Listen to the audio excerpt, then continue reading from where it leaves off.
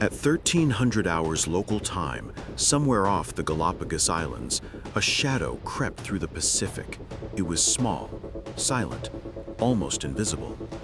A narco submarine, one of the cartel's most elusive tools, riding so low that barely 18 inches of hull broke the surface.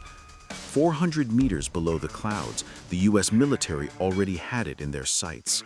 If this sub reached the shipping lanes in 4 hours, it would disappear among thousands of legitimate vessels. But that day, the smugglers weren't the only ones with a trick up their sleeve.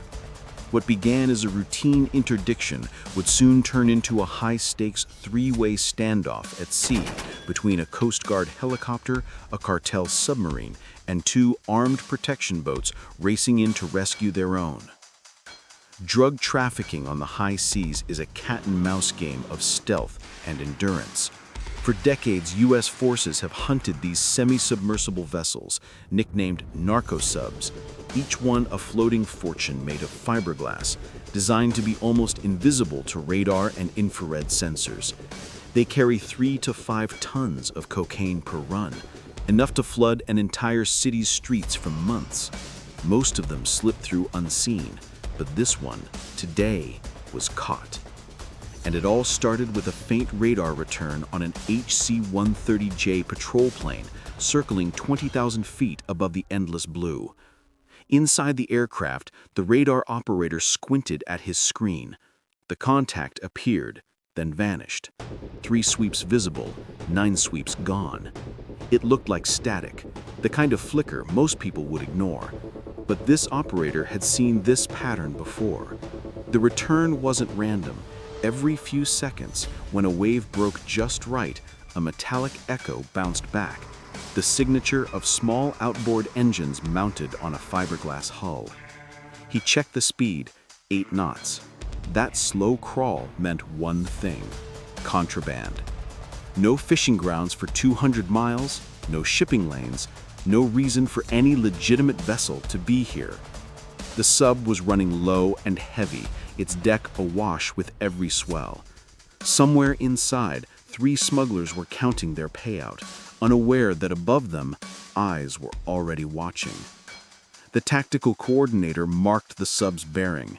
It was on a northwesterly course, straight toward Mexico, where product prices tripled. Now came the math. The nearest Coast Guard cutter, the US CGC Seneca, was 50 miles away. At 20 knots, her absolute limit, she'd need 2.5 hours to reach the sub. In 4 hours, the smugglers would enter international shipping lanes and disappear.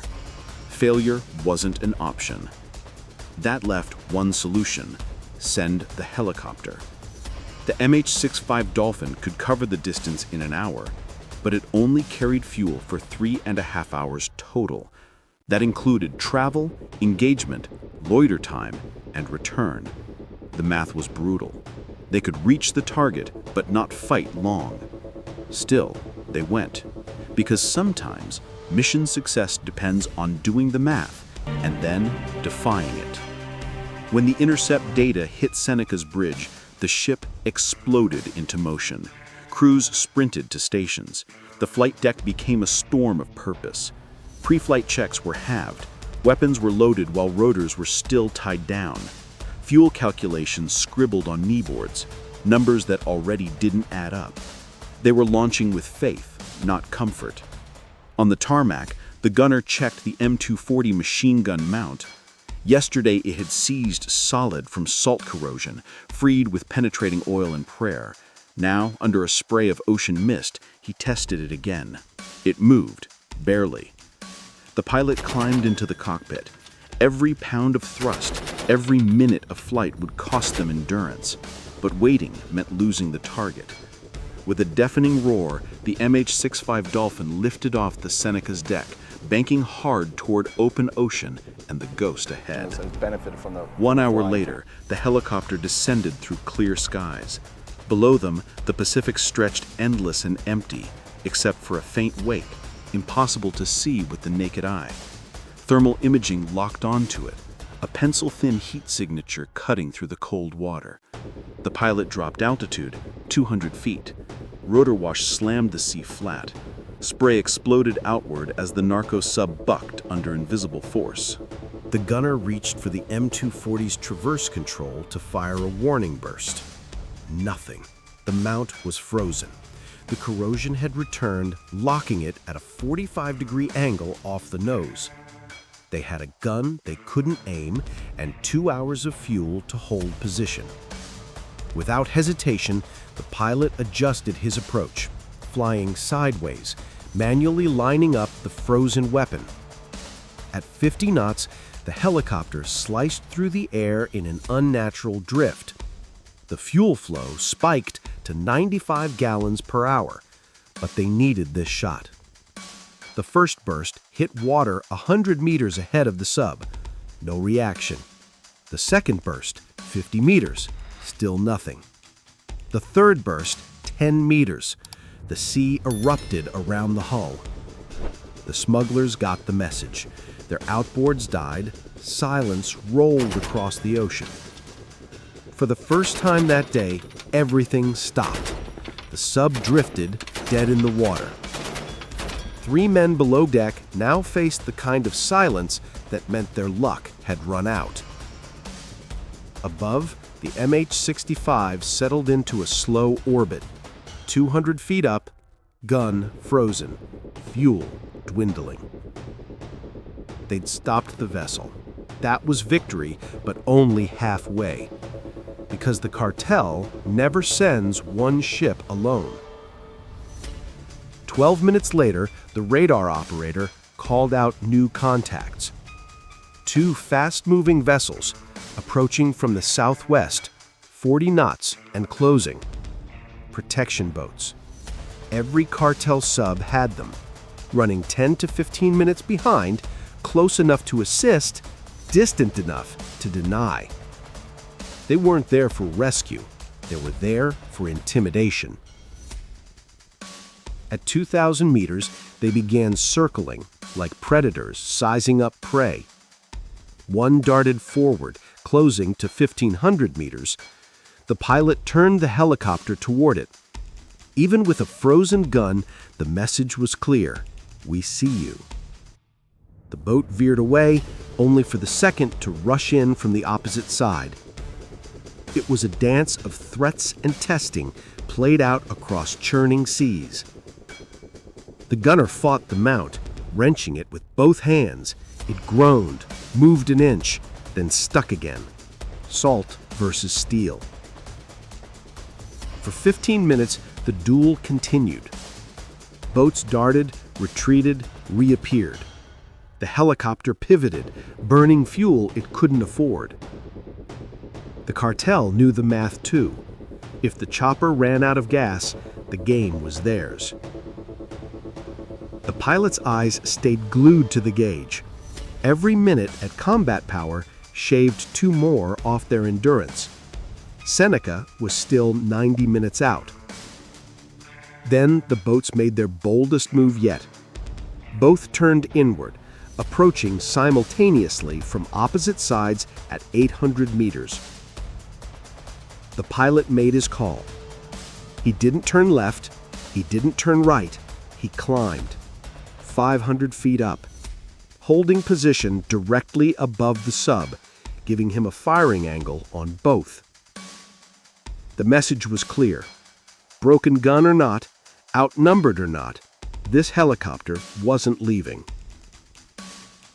The protection boats finally backed off. They turned southwest, throttles wide open, fleeing toward international waters. The threat was over, for now. But the fuel gauge told another story. They were running on borrowed time. On the horizon, a gray wall appeared. USCGC Seneca charging through 6-foot swells. Her captain slowed to 5 knots. Every second counted, but rushing would be suicide. The boarding team was already suiting up. The RIB, a 7-meter, rigid-hulled inflatable boat, was being swung over the side by the crane. It hung over the waves like a pendulum of steel and fate. The seas were building, the barometer dropping. 8 seconds between crests meant one wrong release could send the boat crashing. The crane operator watched, counting. 6, 5, 4, now. The RIB dropped 6 feet, smacking the surface. Engines roared to life. The coxswain punched the throttles, clearing the Seneca's side before the next wave struck. Above, the MH-65 circled at 200 feet, now down to 134 gallons of fuel.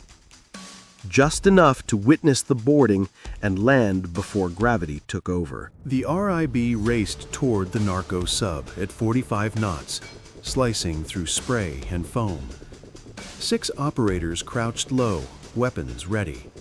As they neared the target, the coxswain executed a maneuver known as controlled collision. At full speed, he aimed for midship. Then, at the last second, cut throttle and spun the boat sideways. The inflatable collar slammed into the sub, grinding fiberglass against rubber. The first operator jumped. Timing was everything. When both boats rose on the same swell, he leapt, a 2-second window. He landed hard, knees absorbing impact, weapon up before his boots found grip. 40 pounds of gear and adrenaline made balance a battle of its own. One by one, the rest followed, leaping, slipping, hauling themselves onto the wet hull. The lead man dropped to a knee, aiming at the hatch. Seconds ticked by, then the first smuggler emerged, hands raised, eyes wide. 2 more followed, dragged out by the boarding team. Inside the sub, the air was foul, diesel, sweat, and salt. No more surprises, no more running. Operation complete. The RIB and helicopter returned to the Seneca. The pilot brought the MH-65 down on fumes, landing as the last warning light blinked. Below, the boarding team secured the prisoners and sealed the sub's hatch. 3 tons of contraband recovered. 1 cartel operation destroyed. No American lives lost. The sea was calm again, but the message was clear. No matter how deep they hide, the Coast Guard will find them. By nightfall, the narco sub floated tethered beside the cutter, a captured ghost of the Pacific. Somewhere on shore, a cartel accountant was scratching out a loss on paper. But at sea, men and women who had risked their lives stared out at the dark horizon, knowing it was just one victory in an endless war. The smugglers will build another. The Coast Guard will hunt again. And somewhere out there, another blip will flicker across another radar. Faint, fleeting, almost invisible. Because that's how these battles begin. And for the crews who fight them, every mission is a test of endurance, ingenuity, and willpower, where one frozen gun mount, one gust of wind, or one drop of fuel can decide the outcome. This was one of those days. A day when courage beat corrosion, when precision beat stealth, and when a handful of Americans, armed with determination and a nearly empty fuel tank, turned a silent smuggling run into a story of grit, discipline, and resolve. This is the untold story of the Galapagos narco sub, the day a U.S. helicopter fought salt, time, and the sea itself, and won.